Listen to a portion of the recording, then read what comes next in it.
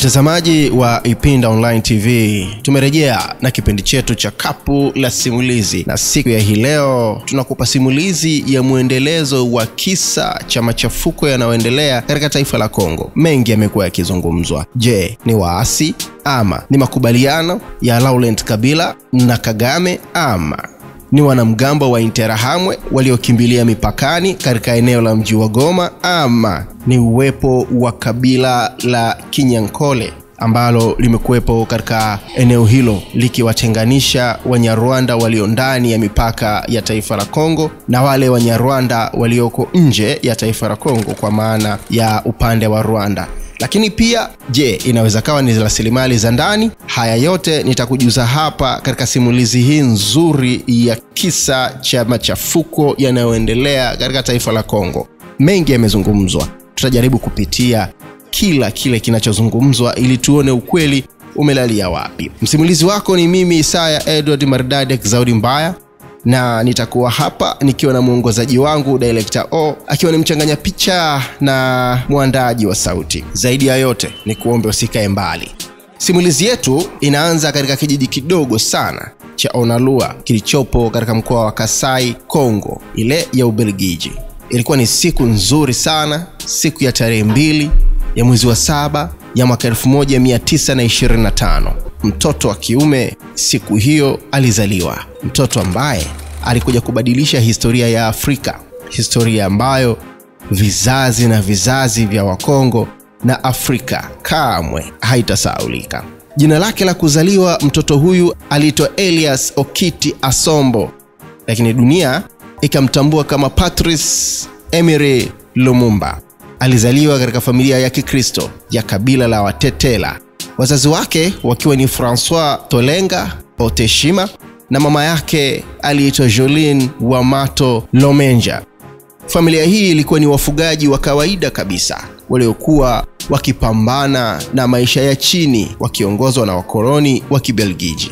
Ardhi yao ilikuwa yenye rutuba, lakini utajiri wake ulikuwa unanyakuliwa na wakoloni na watu wake waliishi kama watumwa katika nchi yao wenyewe. Patrice Emery Lumumba alikulia katika mazingira magumu sana kama raia wengi wa nchi ya Kongo walivyokuwa, lakini akili yake ilikuwa kama taa inayowaka katikati ya giza. Alisoma katika shule ya wamishionari wa Katoliki na wa Protestant, ambapo alionyesha uwezo mkubwa wa kujifunza na kuwaza zaidi, tena zaidi ya wengine. Huyu alikuwa mtu makini sana, mdadisi wa kila jambo na mwenye kujiamini wakati wote. Alikuwa mtoto ambaye hakukubali tu mambo kama yalivyo. Alichunguza, alihoji na alianza kuhisi uchungu wa watu wake. Alipokuwa kijana, alianza kufanya kazi kama karani wa posta huko Stanleyville, mji wa Kisangani ya sasa, na baadaye akawa kama muuza bia huko katika jiji la Leopoldville, Kinshasa ya sasa. Lakini moyo wake haukuwa kwenye kazi za kawaida alizokuwa akifanya. Badala yake ulikuwa umejaa ndoto za uhuru wa raia na taifa lake.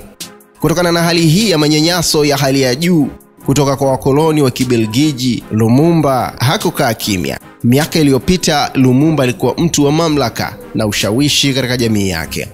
Ilipofika mnamo mwaka 1958, Lumumba alianzisha Movement National Congolese, MNC, chama cha siasa kilicholenga umoja wa kitaifa badala ya mgawanyiko wa kikabila. Tofauti na vyama vingine vya wakati huo, haikuwa ngumu sana kwake kutokana na ushawishi aliokuwa nao kwenye jamii yake na madhila waliokuwa wakiyapata raia wa taifa lake.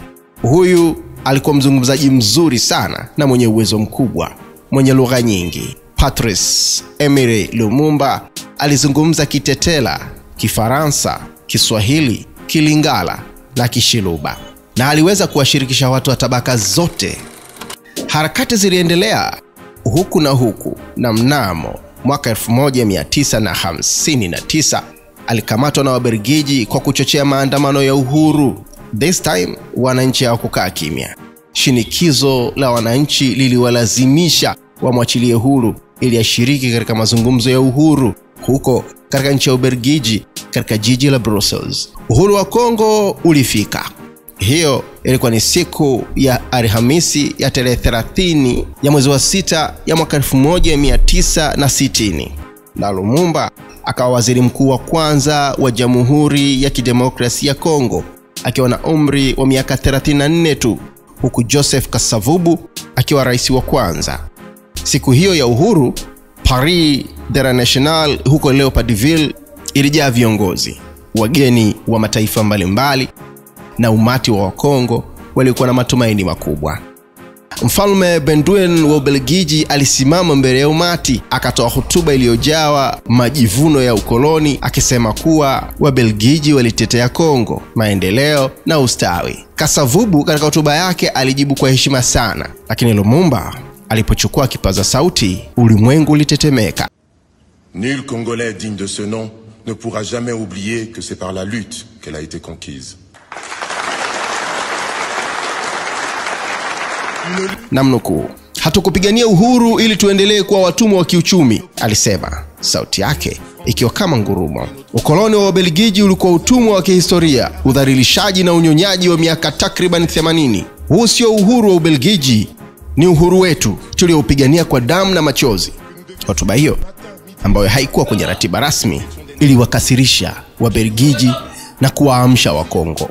Ilikuwa ni kama tangazo la vita dhidi ya ukoloni wa kiakili na kiuchumi, na hapa ilimfanya Lumumba kuwa adui wa nguvu za magharibi mara moja. Uhuru ulidumu kwa siku chache tu kabla ya machafuko kuanza. Mnamo tarehe 5 ya mwezi wa 7 ya mwaka 1960, jeshi la Kongo, Force Republique, lilianza kuasi. Hapa likaanza kuwashambulia Ubelgiji waliobaki nchini kwa sababu ya ukosefu wa maafisa wa Kongo. Jimbo la Katanga lenye utajiri wa madini kama uranium na shaba lilijitenga chini ya uongozi wa Moses Shombe, likiungwa mkono na Wabelgiji. Lumumba na Kasavubu wakakimbilia Umoja wa Mataifa, yani UN, kwa msaada. Lakini UN ilikataa kuingilia kati kwa nguvu, ikipendelea mazungumzo zaidi. Lumumba akiwa na hasira aligeukia Umoja wa Kisovieti kwa msaada wa kijeshi. Ndege za Kisovieti zikatua, ziliwasili Stanleyville zikileta silaha na askari. Hapa sasa Lumumba akaanza juhudi rasmi za kuikomboa Katanga na Kasai kwa nguvu. Ilikuwa kosa lake la kwanza la kisiasa kubwa alilolifanya. Magharibi, hasa Marekani na Ubelgiji, walimwona kuwa kibaraka wa kikomunisti katika vita baridi. CIA ilipokea kibali cha kumuua rasmi, ingawa ulinzi wa UN ulimfanya kuwa salama kwa muda. Lakini ndani ya Kongo mgawanyiko ulikuwepo. Rais wa Kongo ya wakati huo, Joseph Kasavubu, akiungwa mkono na Marekani, alimtangaza Lumumba kuwa hatari kwa amani. Mnamo Septemba ya mwaka 1960, siku ya tarehe 5, alimtangaza kuwa ameondolewa madarakani. Hili halikuwa rahisi kwa wakazi wa Kongo na wananchi kwa ujumla. Lumumba hakukubali kabisa. Akatangaza kupitia redio, wananchi wa Kongo, simameni nami, tupigane hadi kufa kwa ajili ya uhuru wetu wa kweli. Umati ukaanza kuungana naye. Lakini Kanali Joseph Desire Mobutu, mkuu wa majeshi, aliyegeuka dhidi yake. Mnamo tarehe 14 ya mwezi wa 9, Mobutu alifanya mapinduzi ya kijeshi akiungwa mkono na CIA na Wabelgiji na akachukua mamlaka. Lumumba aliwekwa chini ya ulinzi wa UN nyumbani kwake huko Leopoldville, lakini bado alikuwa tishio. Sauti yake ilikuwa na nguvu ya kuwasha moto wa mapinduzi. Mnamo tarehe 27 ya mwezi wa 11 ya mwaka 1960, usiku wa mvua kubwa, Patrice Emery Lumumba akaamua kutoroka gerezani. Alitoroka akisaidiwa na wafuasi wake, akifichwa nyuma ya gari, akielekea katika jimbo la Stanleyville, ngome yake ya kisiasa, ambapo wafuasi wake walikuwa wameanzisha serikali mbadala. Alivuka mto Sankuru, lakini moyo wake ukamfanyia arudi kumuona mkewe Pauline Opango na mtoto wao mdogo Roland, waliokuwa bado wapo ng'ambo. Hili likawa kosa lingine kubwa alilolifanya kwenye maisha yake, na likawa kosa la mwisho kulifanya katika maisha yake. Askari wa Mobutu walimkamata, wakampeleka Thursville, gereza la kijeshi. Huko gerezani, Lumumba alipigwa sana, akateswa, lakini roho yake haikuvunjika. Alituma barua kwa mkewe Pauline akisema, mke wangu mpendwa, huku kalamu ya Patrice Lumumba ikianza kuandika kwa haraka kwenye karatasi iliyokuwa imeloa kwenye gereza la Thursville. Wakati huo mikono yake ikitetemeka kwa ubaridi na uchungu wa kupigwa na askari wa Mobutu. Usiwe na wasiwasi kuhusu maisha yangu, kwa maana najua nipo kwenye haki. Wanaweza kunichukua kutoka kwako na kutoka kwa Roland wangu, lakini hawawezi kuua roho ya Kongo inayopigana ndani yangu. Ni heri nife nikiwa huru kuliko kuishi kama mtumwa. Alisimamisha kalamu, akatizama nje kupitia dirisha dogo lililokuwa na baa za chuma, ambapo mvua ya Novemba ilikuwa ikinyesha kama machozi yalivyokuwa yakidondoka kwenye ardhi iliyosababisha akavunjika moyo wake. Historia ya kafara, kijana aliyeamua kupenda taifa lake hadi tone la mwisho. Patrice Lumumba, shujaa wa uhuru wa Kongo, mwanasiasa mkali na mfuasi wa haki, alipoteza uhai wake kwa njia ya kikatili mno. Barua yake iliendelea kusema, usiwe na wasiwasi, historia itathibitisha kwamba nilikuwa sahihi. Kongo itakuwa na uhuru wa kweli siku moja. Lakini maadui zake hawakuwa tayari kusubiri historia. Wabelgiji na Wamarekani walimwona kuwa tishio hata akiwa gerezani, na shinikizo sasa likaongezeka kumpeleka Katanga, ambapo Mose Shombe na jeshi lake la walinzi wa Kibelgiji waliokuwa tayari kumaliza kazi walikuwa huko. Mnamo siku ya tarehe 17 ya mwezi wa kwanza ya mwaka 1961, Lumumba pamoja na wenzake Maurice Mpolo na Joseph Okito walisafirishwa kwa ndege hadi Katanga.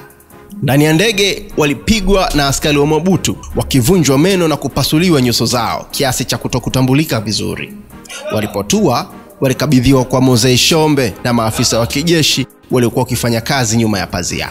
Katika eneo la msituni karibu na Elizabethville, Lubumbashi ya sasa, waliongozwa hadi kwenye mti wa mwelezi. Askari wa Katanga wakiwa na maofisa wa Kibelgiji wakiwapa maagizo, waliwafunga na kuwapiga risasi mbele ya kikosi cha wapiga risasi, firing squad.